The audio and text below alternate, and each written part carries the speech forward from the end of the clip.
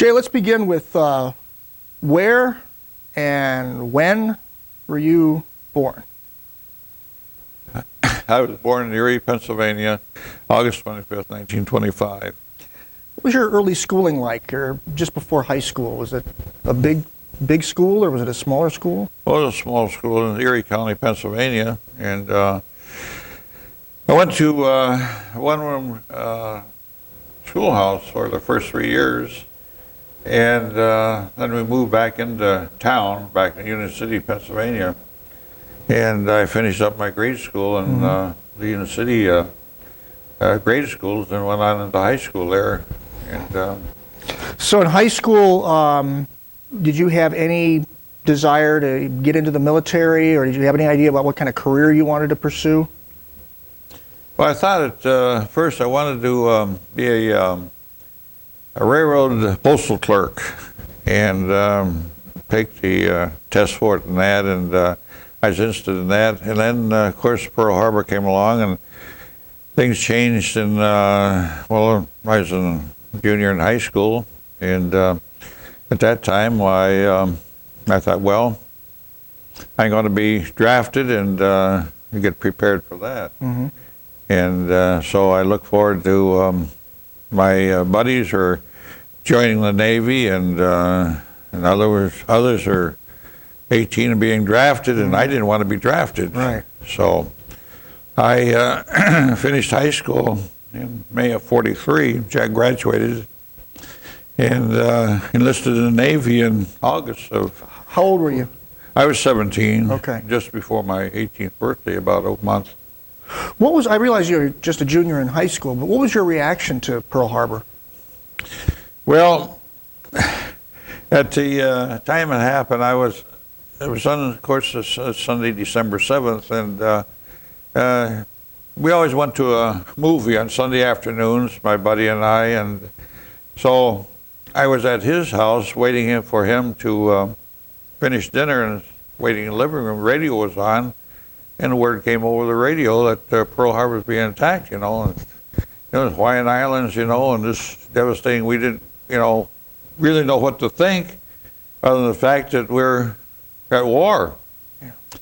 And so the small town of Union City is only 4,000 people, and we went to the movie, a lot of talk on what was happening, or what had happened.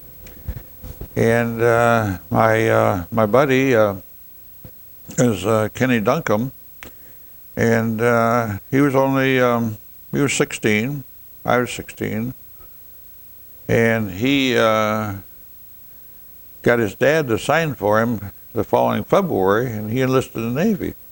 Quit high school and enlisted, and anyway, he had to falsify his age to do it, but he did.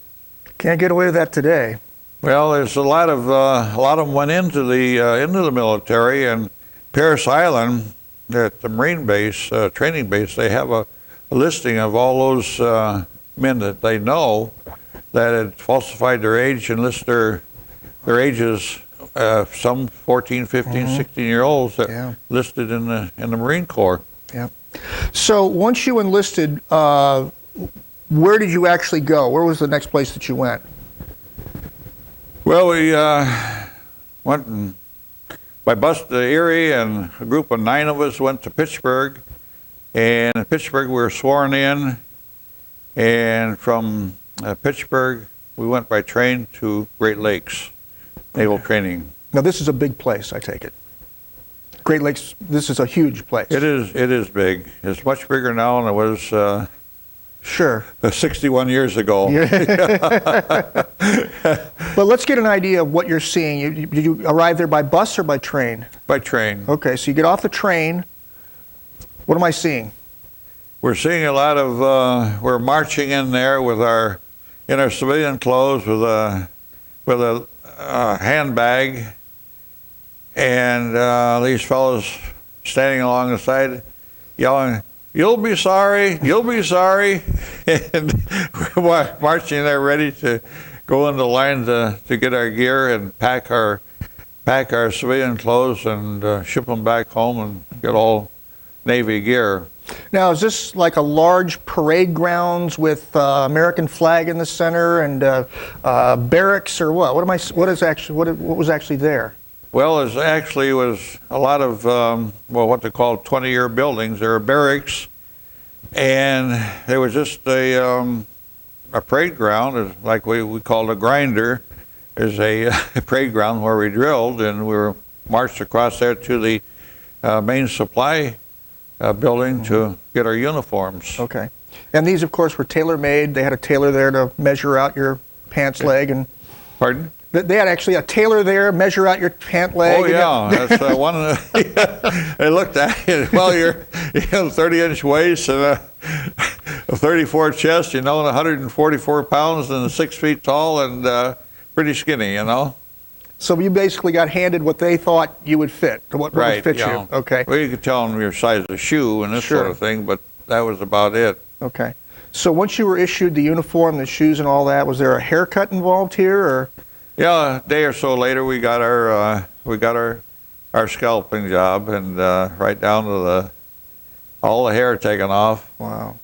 Now basic training begins. Is that right? Correct. Okay. Give us an idea of maybe not a typical day, but sort of an average day during basic training. You got up about 10 o'clock in the morning. You had some coffee. Hung around for a while. Oh yeah, we had the bed service. I mean, we had room service the whole bit. Usually reveille was at 6 o'clock. Okay. And dressed and got in the uniform of the day. And whether it was dungarees or undressed blues or whatever the uniform of the day was, we so dressed and had to be at chow at say 6:30, and 6:30 to 7, and then perhaps 7:30. And then we'd assemble our company. There was 120 men, 60 men to the division or the platoon? Squad. Oh, squad. Okay. And we would assemble on in the parade ground for inspection, and then we'd go into the plan of the day, which may be drill with rifles and or just marching and taking command. And the whole idea of the orientation of the person of the men was to react quickly at a command, and that you did, especially in marching and in taking orders.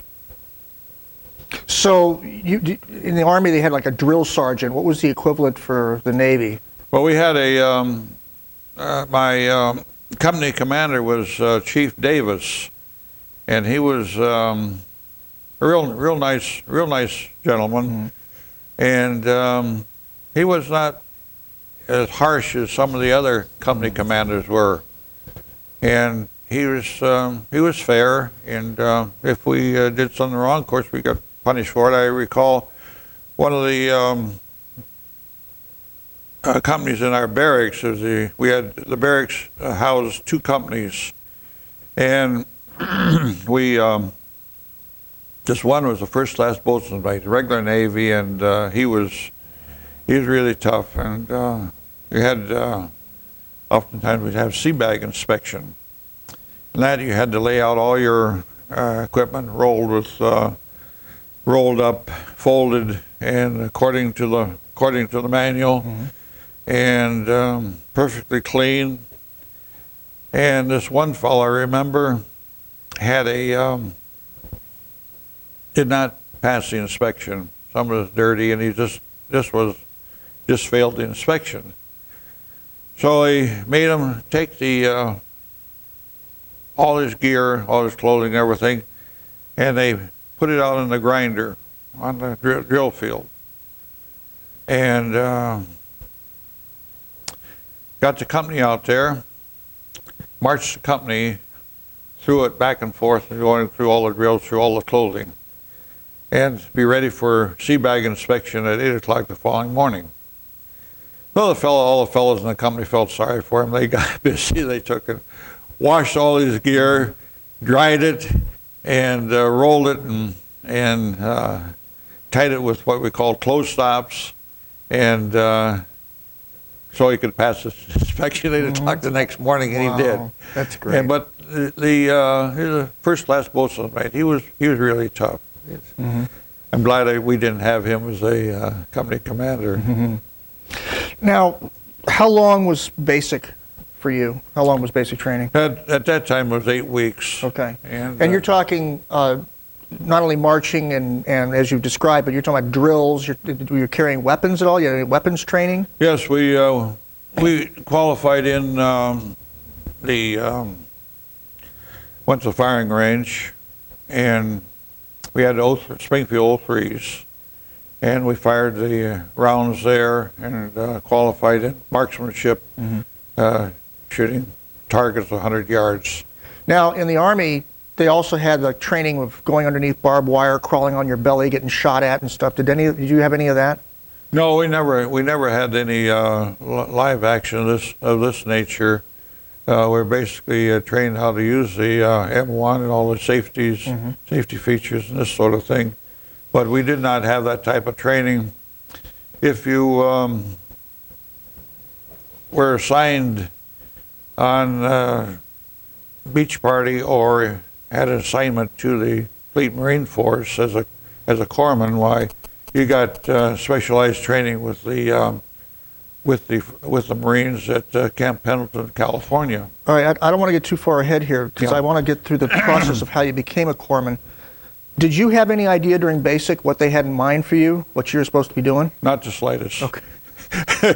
Not the slightest. Okay. Did you even know what your options were going to be?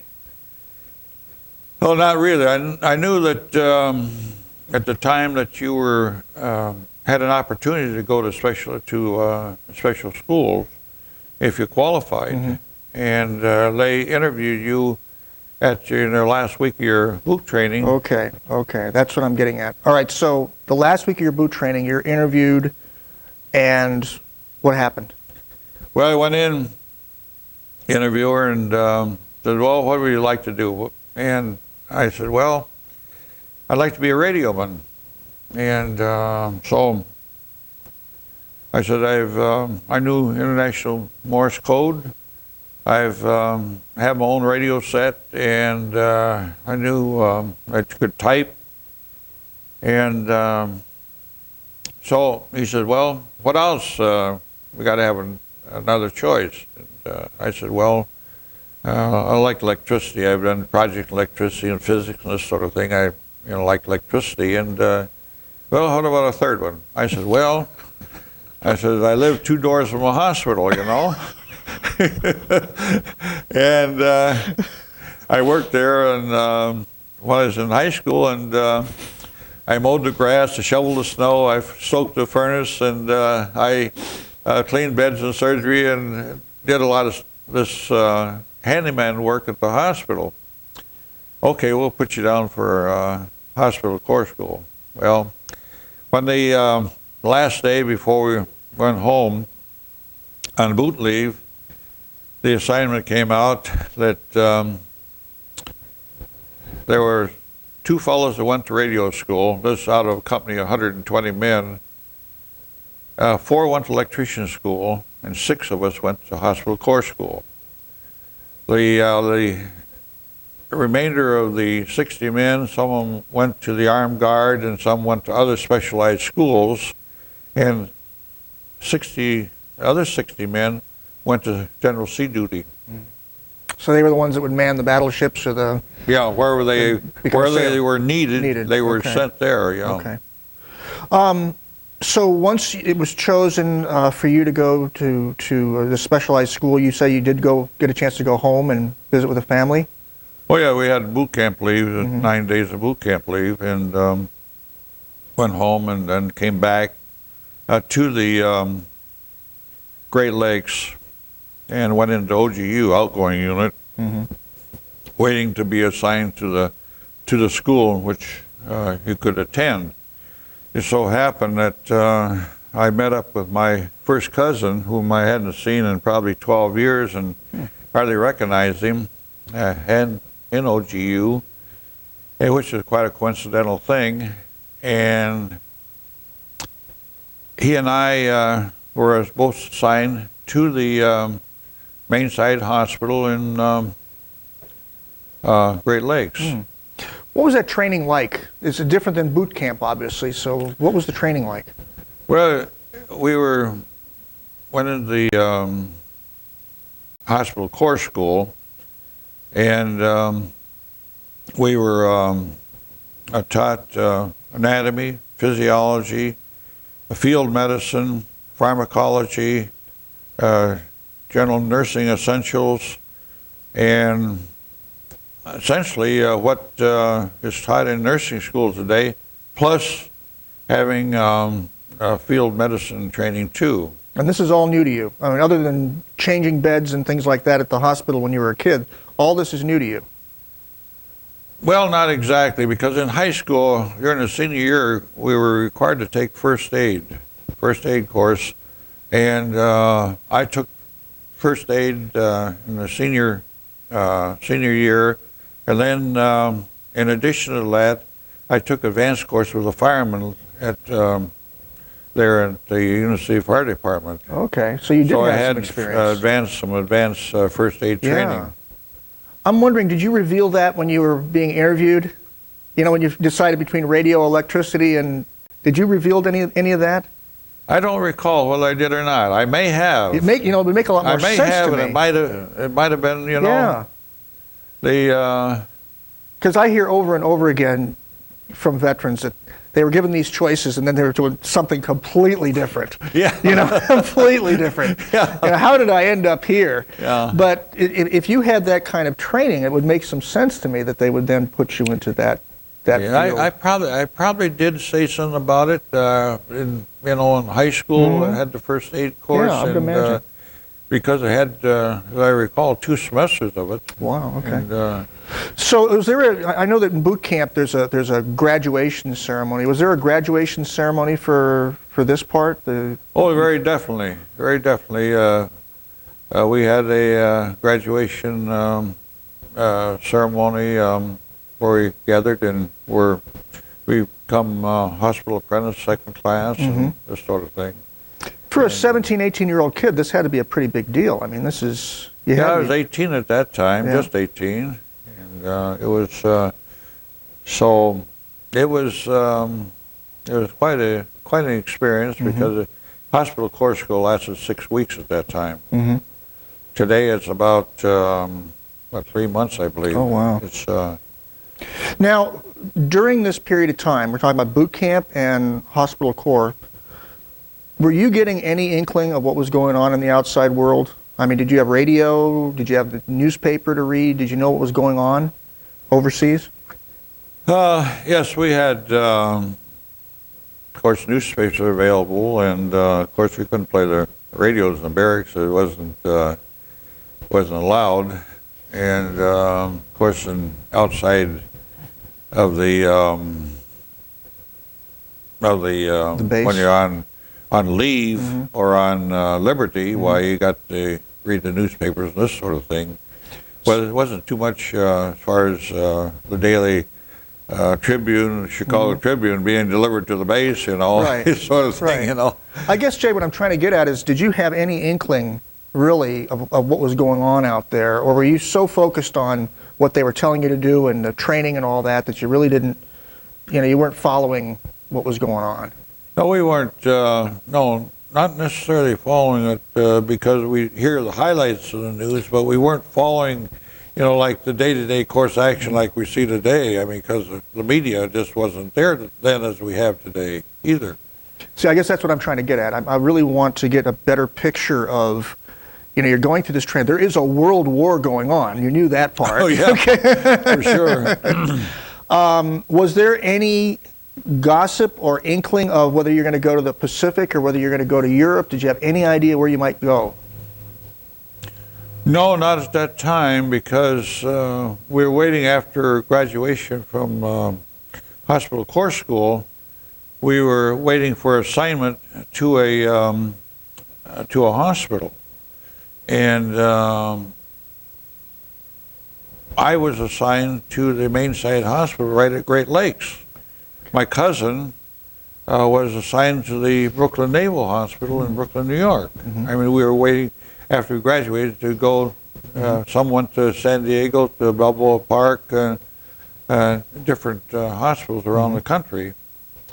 And so that was my first assignment. And I was there about 3 weeks, I guess it was. And What were you doing?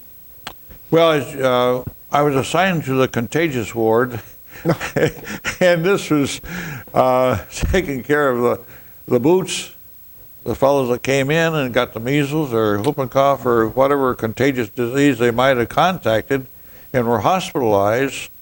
And these were the patients that we had, and the duty I did there, and we worked 8-hour shift on that. What did an 8-hour shift comprise of? What were your responsibilities? Well, general linens, making beds, and giving shots, and I mean inoculations, and I remember one of the first things which I'd never done before is doing a catheterization, and I was asked to. I didn't know how to do it. They didn't. That's one thing they didn't train us. I mean, teach us in core school is how to give a catheterization, urinary catheterization, and so I called a nurse. The nurse wouldn't do it, and called a senior corpsman, and he and I did the catheterization. This fellow had a refill block, and so anyway, that was my first real experience. It's not that like that today. They have a more complete training. It's just unbelievable. So during this period of time, you're anticipating being assigned somewhere else, or were you figuring that you're going to stay here in the States? Well, after 3 weeks, you were allowed to make application for a specialized school. I wanted to be going to lab school. I had my application all ready to go and turn in. And I went down to the bulletin board, which you checked every day to see if your name was up for a draft or assignment or anything. And went down there, I think it was on a Saturday morning. I looked, and coming down, there's Fleet Marine Force, and all these names. I don't know, must have been, I don't know how many, couple, 3 dozen names. And a line was drawn under Bill Heisinger, who was from Kentucky, and all those fellows went to Fleet Marine Force, assigned to Camp Pendleton, California. The next name, Huston, WJ 2508515 USNR. My name, Snag 56. I said, holy, what's Snag 56? And so that was the assignment, and I found out it was Special Naval Advanced Group number 56, and we were going to go somewhere, and I didn't know where we were going to go at the time. It so happened that I don't know how many were from Mainside Hospital were on that assignment, but the chief nurse of the hospital, Mary Heck, lieutenant commander, the highest nurse officer in the Navy, was assigned as the head of the nurses that were going to go on, and she was on the same draft to go, which eventually ended up in England. And so I was assigned to that, so just waiting for to get shipped out. Finally we shipped out, and we went to Lido Beach, Long Island, New York. And that was our staging point. And the end of December, we were commissioned. I believe it was must have been in January, about January 44. Snag 56 was commissioned officially as 500 of us, doctors, nurses, and corpsmen, as well as some Seabees too. Wow. And the Seabees are the Navy's version of combat engineers. They're the guys that build the roads and build buildings and all that. Yeah, all specialty trades. Right. And we needed them to, obviously, to do the work they had to do at the base hospital where we were. Now, you then took a ship from Long Island to Ireland? We were assigned there we had some amphibious training at Long Island, or at Lido Beach, which was a hotel and a club and a golf course and all that beautiful stuff, which was turned into barracks and real fields and for amphibious training. And I knew from the scuttlebutt that I was going to go overseas somewhere. And we didn't, at this time, I didn't know where it was going to be, but I knew I was going to go. And so I jumped on it. I got Liberty. I got a 72-hour Liberty, and jumped on a train, Grand Central Station, went to Erie, Pennsylvania, by rail, of course, and visited my folks. Was there about 12 hours, got on a train and went back to the base, and just say goodbye, sort of thing, at a short period of time. It's interesting how you say that. It's very subtle, but you said to say goodbye. It could have been say goodbye for the last time. Right. Was there any sense of that from your mom or from your dad? Was there? Oh, yeah. Because I was the only survivor of 3 sons, So anyway, I was the only one. When you arrived back, where did you go from there? Well, we left and went into New York. I think it's Pier 90, if I'm not mistaken. And we boarded the HMS Aquitania, which is a British troop ship. It had been converted from a liner, luxury liner of the British, to a troop transport, and we, all 500 of us, were aboard that, and went to. We left out of there in the latter part of January, and went to Greenock, Scotland. Were you? And that's a bad time to go in the North Atlantic. It's in January and February. Oh. Were you the only people on that ship, or were there others as well? No, we had, there must have been all of 500 of us, the Navy, and there's some other Navy detachments too. And I believe there was, I don't know, 800, or not 800, but 8,000 Army.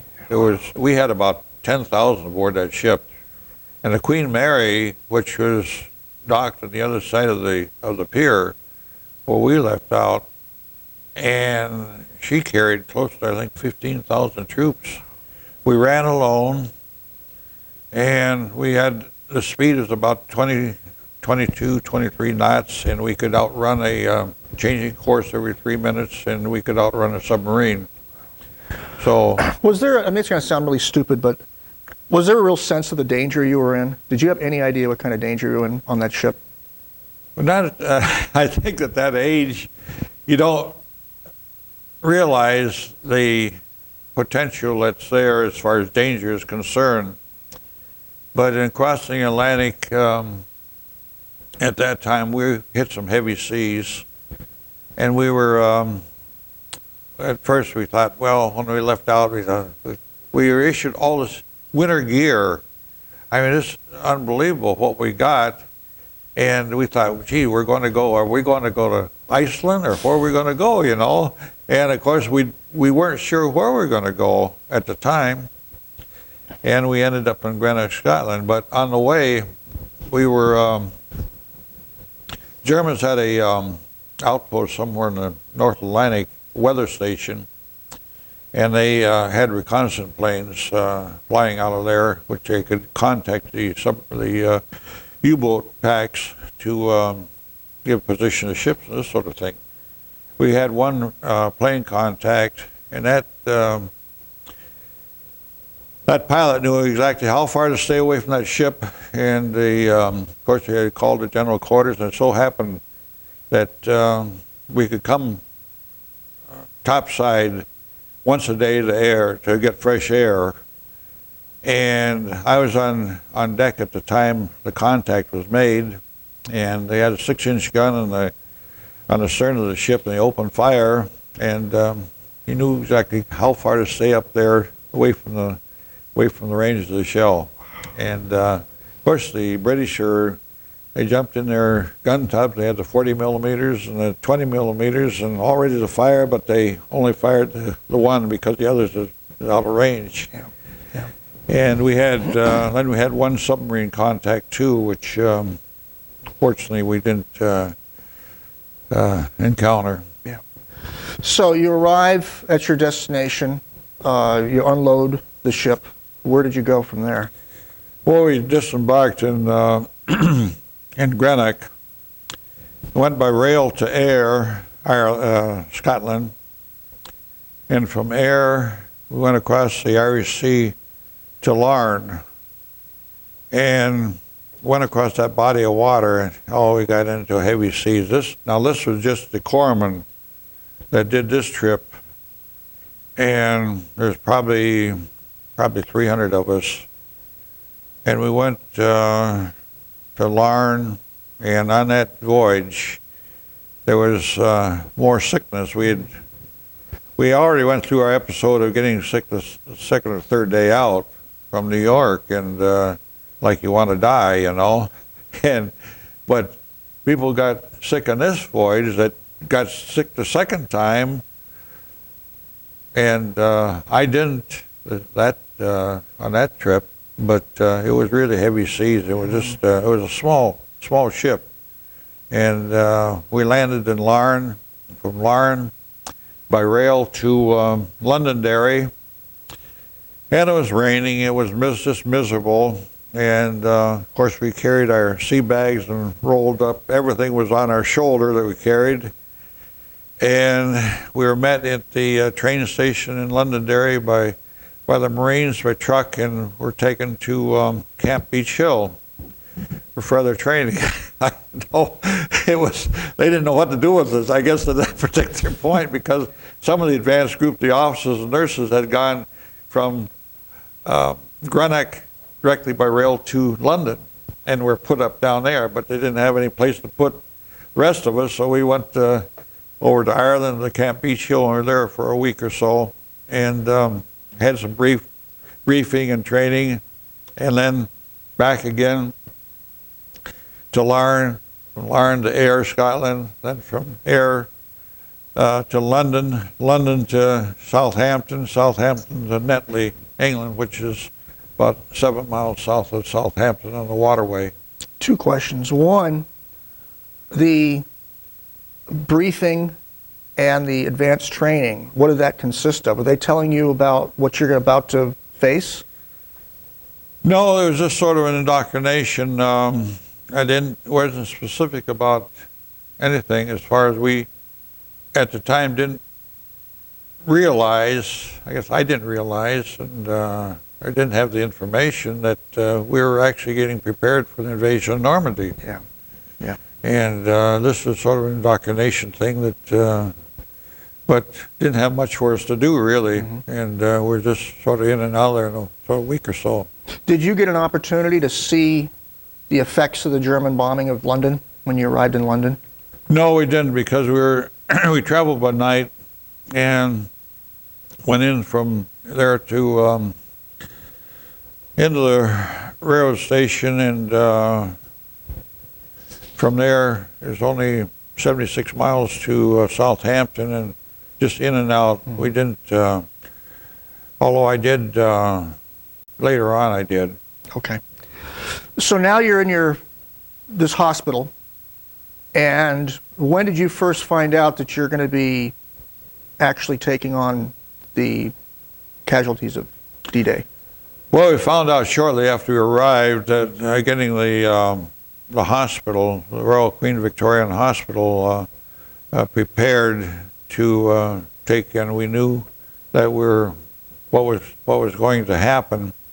We didn't know exactly the dates, but we knew it was going to happen. And you knew there was going to be an invasion? the invasion of D-Day. Okay.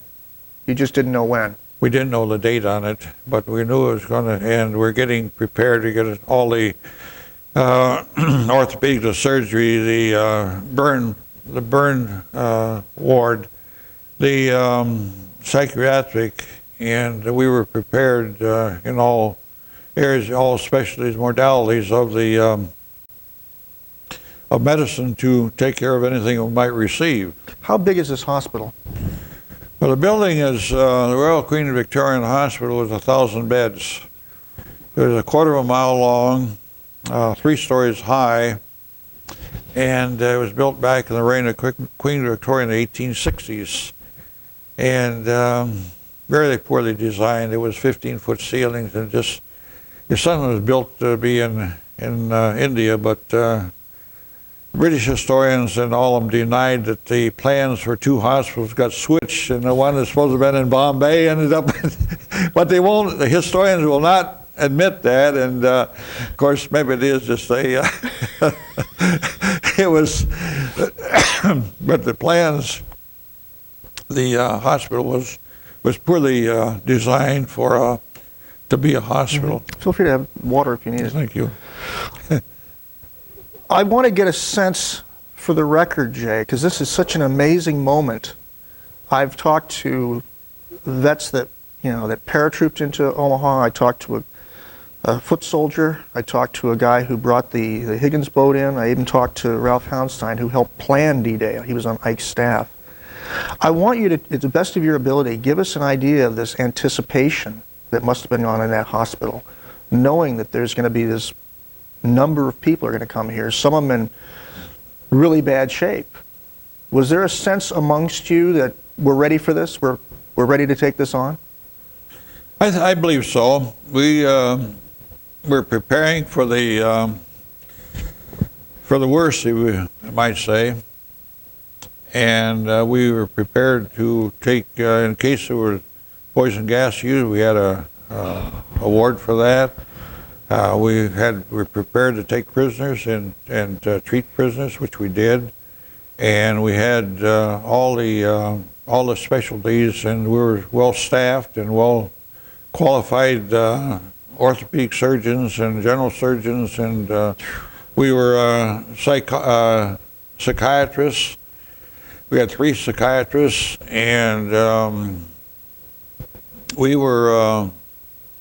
I think overall well prepared. The anticipation, of course, the waiting, and then when we realized that it was coming, and they moved the date from the 6th to the 7th because of weather conditions in the channel, and then all the planes started coming over. The sky was just covered with B-17s and Liberators, and you name it, there were planes just coming over constantly.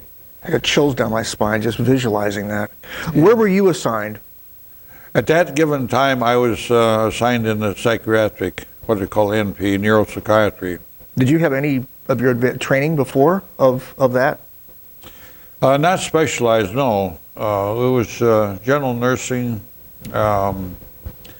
more, I believe, well, let's say general nursing and observation, and keeping very copious notes on each patient, every move they made and everything that happened. All right, now I want to take this moment.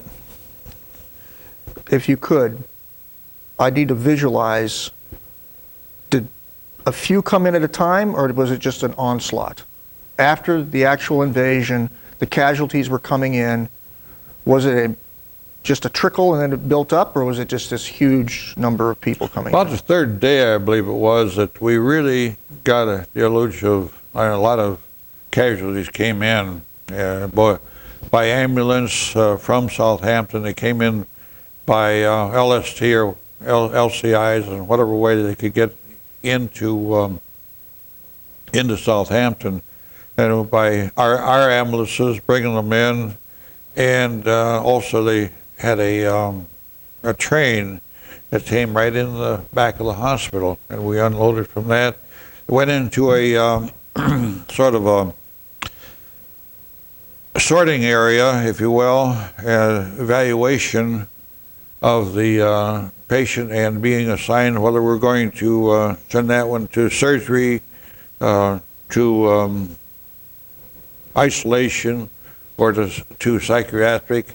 And some of the cases that, if they're not too bad, they went on to other Army hospitals in the area. Now, on the field itself at Omaha, the guy gets hurt, he's treated by a medic, he's evacuated out. Is he then treated a second time before he gets to you, or is how many steps, if you will, before it got to you? Well, when a casualty at any one of the beaches, and we had the beach battalion at Omaha was, I believe, the 4th beach battalion, the 5th was at Utah, and the corpsman with the beach battalion and the doctors give them first aid and maintained them until they went on to the LCI or LST, or however they're transported back. And generally there was either an Army or Navy corpsman or medic with them. And so they were that, and they right on into Southampton. And then from there, they're at that time they're pretty well stabilized. Then came to the hospital. Sometimes those casualties were corpsmen too, huh? Yes. I don't know what the casualties were as far as Omaha is concerned. The beach battalion, the 2 beach battalions I'm aware of are listed at the D-Day Museum in New Orleans, and don't get much credit, unfortunately, on that engagement there, as they did in the Pacific. Yeah. With the Marine Corps.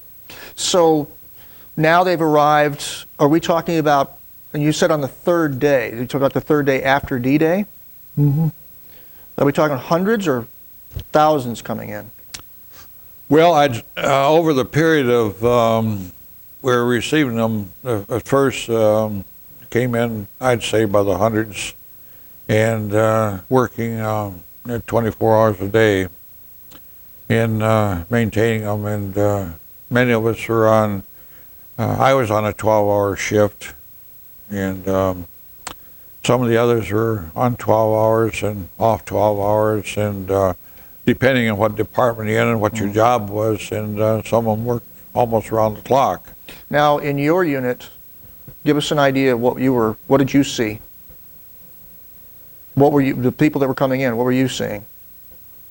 Well, there's ones that we had in our psychiatric department. That came in under escort, of course, and were evaluated by the psychiatrists. And depending on their diagnosis and their level of seriousness, they were either put in the locked ward, closed ward as we call it, or the open ward. And those that could be trusted, if you will, were put in the open ward. The others at dementia precox and combat fatigue, it's all the different diagnoses I can't remember, but they were put in the locked ward under observation all the time, constantly. For a layman, I mean, I kind of visualize what you're talking about, but you're talking about somebody who is not physically injured, or perhaps is physically injured and just cannot cope, or? That's usually the case. Most of them were not physically injured or wounded. They were mentally breakdown, the combat fatigue, ones that just couldn't take the strife of the service, the confinement, or whatever it might be that really got to them, and they sort of became unglued, if you will, you know. Did you have an opportunity to talk to any of these guys? Oh yeah, it's we talked to all of them. Some of them didn't respond, and some of them they get sort of out of control, and we had to use a certain amount of muscle to put them down, if you will. And we had the two padded cells, which we had constructed at the end of the ward. If you can visualize a room, it's 15-foot ceilings and about 30 feet wide by perhaps 60 feet long. And the patient just got hyperactive while we'd put them into the padded cell, if you will. So these are people who got violent. They could either hurt themselves or hurt somebody else. Right. Mm-hmm. Were there? You mentioned earlier about would not respond. You thought people that were just couldn't talk. They just clammed up. They just sat there and just wouldn't say anything. And, when you did talk to some of these guys, what were kind of some of the reactions you got? I mean, what were some of your memories of the conversation? Some of them would start relating an experience that they went through, and would say, well, whatever it might be, and sort of expound on it, like, this is what happened, and I couldn't take it, sort of thing. And it was interesting, the fact that not having been exposed to such an experience, to encounter this, and we had to we kept detailed notes, nursing notes on each patient, and that was really a chore, because we had to not only do our paperwork, if you will, but we had to keep an eye on each one of the patients. Yeah. And this was so that if the person actually was determined to be, I guess you'd call it sick as a result of that, as opposed to cowardice, is that the difference there? I'm sorry. Well, somebody runs away. Somebody is so frightened or whatever, they kind of lose their wits. They then get put into this ward that you're talking about, the psychiatric ward, right? Mm-hmm, mm-hmm. You see, they brought there under guard. Yeah. So when you're taking these notes and you're getting all this information, is part of it to determine whether or not this person was genuinely, I don't know, lost it because of the horrific battle? Or, I guess, Jay, it's very difficult for me to ask this because I'm not quite sure how to get at this particular question. A guy runs away, he's a coward, he can be court-martialed. AWOL. Okay. Mm-hmm. But a guy that's in a horrific situation with bombs going off and people dying all around him and he just loses it. Mm-hmm. There seems to be a difference there. Is that part of what the psych ward was about, to kind of determine the difference, or are you just treating people because they were deemed by somebody downstairs to go there as opposed to another ward? Well, there's cases where, the person will just can't take it any longer. I know of one particular case that comes to mind. This happened in the Pacific, whereby this a corpsman just couldn't. He says, "I can't stand it. It's this blood. I treated this, and I just can't take it anymore." And now he was, I don't know how he was cared for. He was relieved of his duties, I'm sure.